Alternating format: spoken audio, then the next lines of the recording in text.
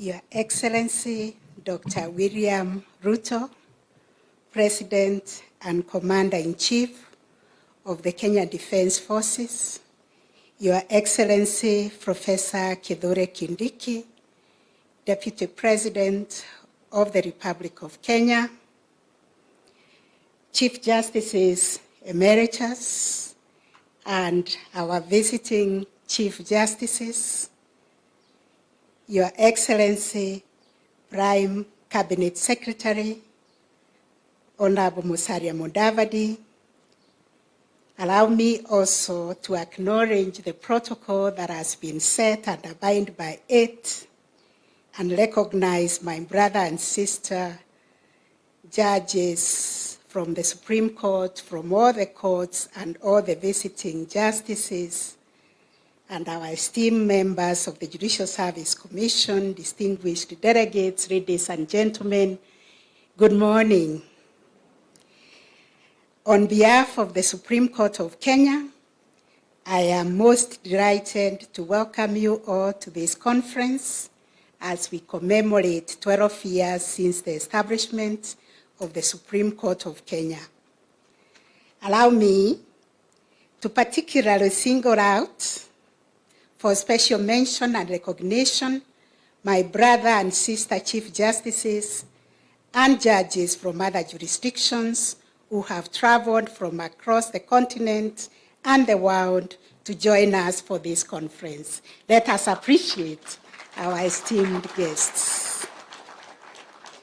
The theme of the conference, reflecting and introspecting on the Supreme Court of Kenya's jurisprudence, 12 years of defending the Constitution, captures the dual purpose of our conference, which is to celebrate the milestones we have achieved while critically examining the journey we continue to chart as Kenya's apex court and the ongoing commitment to uphold justice, to uphold constitutionalism, and to uphold the rule of law.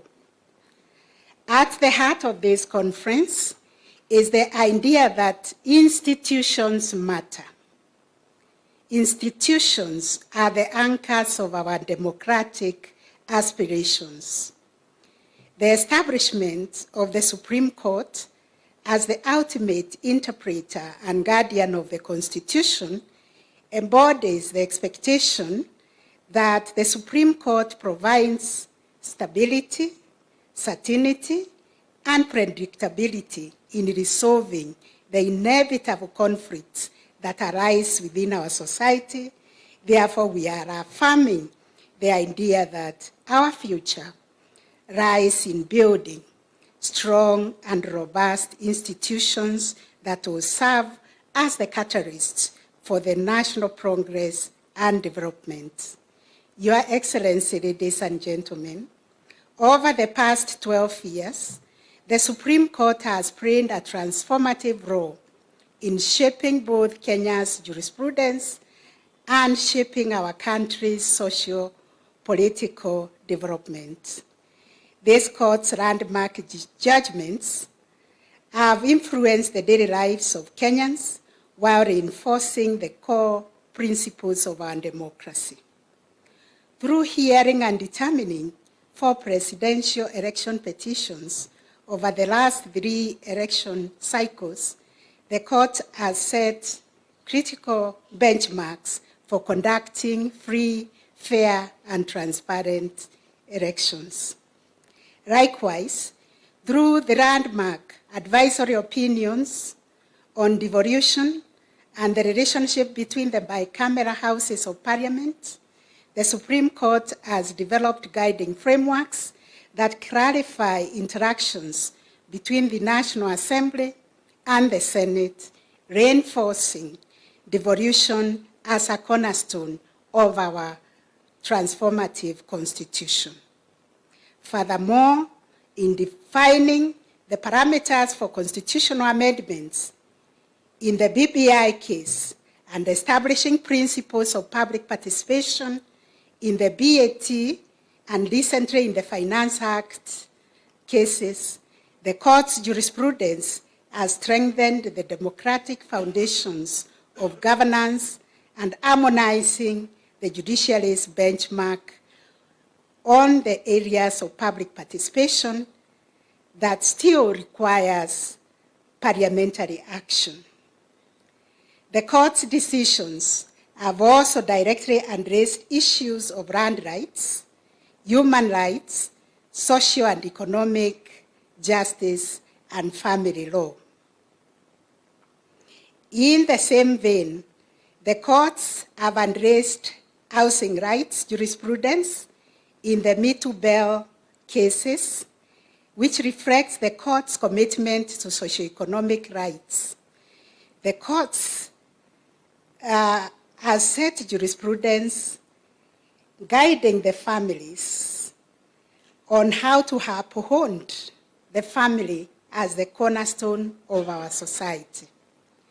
In this and countless other judgments, the Supreme Court has affirmed its role as a transformative agent in the society.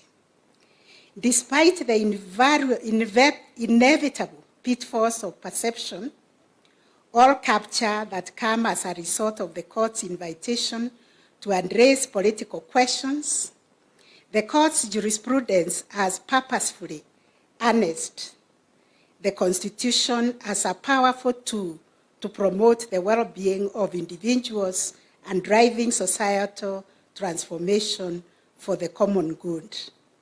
Notably, the decisions of the Supreme Court of Kenya have garnered significant respect and citation across the region and beyond.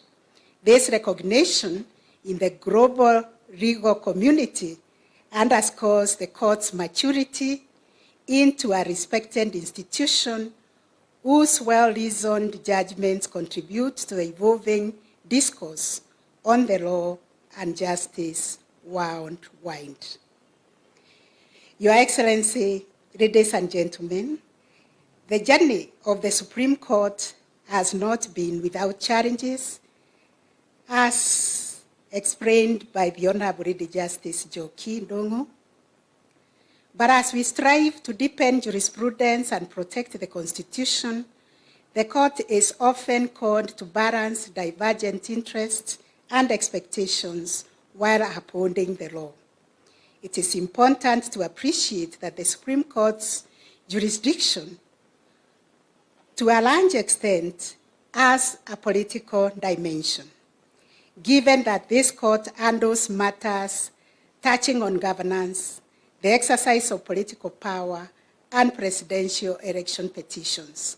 The court inevitably gets drawn into disputes relating to the exercise of a political mandate. And this has led to the court being subjected to political verification and being a target of political rhetoric over the past 3 electoral cycles. I want to take this opportunity to assure Kenyans that in the discharge of our mandate, we do not get drawn into making political decisions. We look for legal solutions for political disputes.